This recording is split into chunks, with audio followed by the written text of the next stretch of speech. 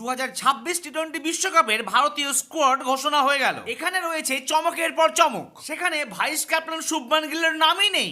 Oh what a comeback! Ishan Kishan আর রিঙ্কু সিং এর খুব ভালো টিম সিলেকশন হয়েছে। এই টিমে শুধু প্লেয়ারই নয়, বদলেছে টিমের ফিলোসফি অ্যান্ড আইডিওলজিও। নমস্কার, আমি প্রীতিশ, আপনাদের স্বাগত জানাই ক্রিকেট স্ট্র্যাটেজিতে। চমক দুটো, একটা অবশ্যই চমকে দেওয়ার মতো ঘটনা, অন্যটি খানিকটা হলেও প্রত্যাশিত ছিল। আর দুই চমক নিয়েই টি-20 বিশ্বকাপের টিম তৈরি হলো ভারতের। এবার দেশের মাঠে বিশ্বকাপ। 7ই ফেব্রুয়ারি 2026 উদ্বোধনী ম্যাচে আমেরিকার বিরুদ্ধে খেলবে ভারত। রান না পেলেও ওই ম্যাচে টস করতে যাবেন ক্যাপ্টেন সূর্যকুমার যাদব।